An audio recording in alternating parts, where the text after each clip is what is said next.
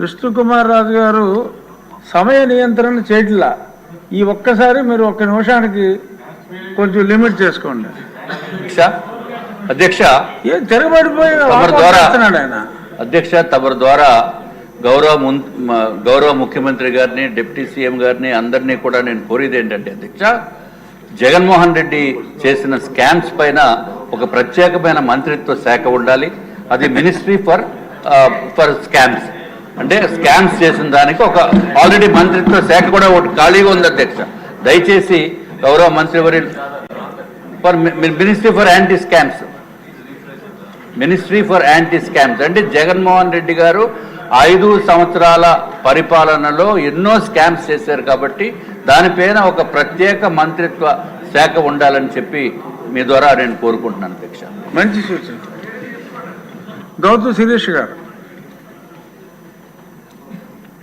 అధ్యక్ష, ఉద్దానం అనగానే జీడిపప్పు కొబ్బరితో పాటు ఇంకొక ప్రమాదకరమైన సమస్య కూడా ఉంది అధ్యక్ష, ముఖ్యంగా కిడ్నీ సమస్య. అయితే 2018లోనే దానికి చంద్రబాబు నాయుడు గారు ఆయన టైంలోనే అక్కడ డయాలసిస్ సెంటర్స్ పెట్టినా కూడా ఈరోజు కారణం లేకుండా ఒక్క కుటుంబంలోనే దేనికి కూడా తెలియకుండా మనుషులు 20 సంవత్సరాల నుంచి కూడా పిట్టల్లా రాలిపోతున్నారు అధ్యక్ష. 2023లోని జగన్మోహన్ రెడ్డి గారి ప్రభుత్వంలో అక్కడ ఒక హాస్పిటల్ అయితే పెట్టారు కానీ, ఉద్దానం కిడ్నీ రీసెర్చ్ సెంటర్ అని పెట్టారు కానీ దానిలోని ఈ రోజుకి కనీసం 73 మంది డాక్టర్లు అవసరం ఉండగా 17 మంది డాక్టర్స్ అంటే ఎన్నికలకి 4 నెలల ముందున ఓపెన్ చేసిన హాస్పిటల్ అధ్యక్ష. ఈరోజు ఆ కిడ్నీ రీసెర్చ్ సెంటర్ కింద దాదాపు 700 గ్రామాలు 2 లక్షల ప్రజలు ట్రీట్మెంట్ అవ్వాల్సిన అవసరం ఉంది అధ్యక్ష.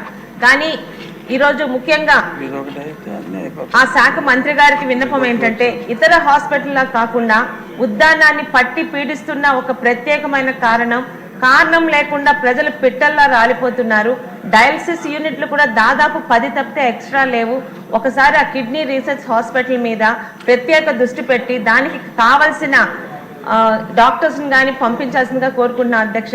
అక్కడ డాక్టర్స్ రాలేకపోవడానికి కూడా కారణం ఏంటంటే, ఆ ఏరియాకి వస్తే మాకు ఆ ప్రాబ్లం వస్తుందేమోనని ఒక అపోహతో చాలా మంది రావట్లేదు అధ్యక్ష. ఇతరత్రా కూడా ముఖ్యంగా కిడ్నీ రీసెర్చ్కి కావాల్సిన పెట్టిన తాలూకా దాని మెయిన్ ఉద్దేశం ఏంటంటే కిడ్నీ రీసెర్చ్ సెంటర్. అలాంటి రీసెర్చ్ అనేది ప్రభుత్వ పరంగా ఇంతవరకు అంటే గత ప్రభుత్వంలో ఎటువంటి ముందడుగు పడలేదు అధ్యక్ష. ఈరోజు ఒక ఎన్జిఓ సంస్థ వాళ్ళు అక్కడికి వచ్చి రీసెర్చ్ చేస్తున్నారు కానీ అది ఎంతవరకు ప్రజల్లోకి మాత్రం వెళ్ళట్లేదు అధ్యక్ష. ముఖ్యంగా తదురు మంత్రి గారికి మీరు మా శ్రీకాకుళం వచ్చి ఒక్కసారి దాని మీద ప్రత్యేకంగా కలెక్టర్ గారితోని మీరు రివ్యూ చేయగలిగితే ఉద్దానం ప్రజలు మీకు అందరికీ రుణపడి ఉంటారు అధ్యక్ష. ధన్యవాదాలు అధ్యక్ష.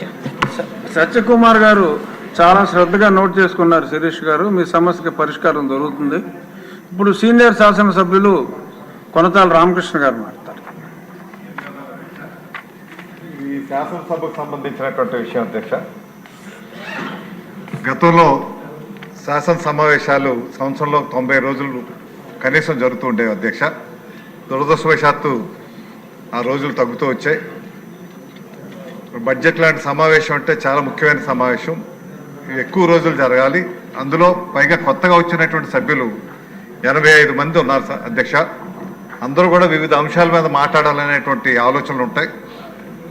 అందులో నా కోరిక ఏంటంటే ఈ సమావేశాలు ఎక్కువ రోజులు జరిగే విధంగా తప్పనిసరిగా, మీరు కూడా ప్రజాస్వామ్యం చాలా పోరాటం చేసి వచ్చినటువంటి వ్యక్తులు కాబట్టి ప్రజా సమస్యలు ఈ సభ ద్వారా ప్రభుత్వానికి తెలియపరిచి అవి పరిష్కరించాలనే ప్రతి ఒక్కరు కూడా కోరుకుంటారు. అందువల్ల ఏదో 9 రోజులు 10 రోజులు కాకుండా, రెండో విషయం ఏంటంటే ఈ సమావేశాలు మధ్యాహ్నం కూడా కంటిన్యూ చేస్తున్నారు. దానికి నా అభ్యంతరం అయితే లేదు. కానీ ఒక వారం రోజులు పొడిగిస్తే చాలామంది దూర ప్రాంతాల నుంచి వచ్చినప్పుడు అధికారులు కలవాలి, మంత్రులు కలవాలి, వారి సమస్యలు తెలియపరచాలి. దానికి టైం కూడా ఎవరికి ఉండటం లేదు అధ్యక్ష. రోజంతా ఇక్కడే ఉంటున్నాం, ఉండడానికి అభ్యంతరం లేదు. తప్పనిసరిగా బిజినెస్ చేయాలంటే ఉండడానికి అందరం సిద్ధంగా ఉన్నాం. కానీ ఒక వారం రోజులు మళ్ళీ పొడిగిస్తే ఒక పూట పెట్టుకుంటే మనం రెండవ పూట అధికారులు కలవడం, మంత్రులు కలవటం ఉంటుంది. కాబట్టి అది స్వేచ్ఛగా అందరూ కూడా వారి వారి సమస్యలు తీసుకోవడానికి అవకాశం ఉంటుంది. కాబట్టి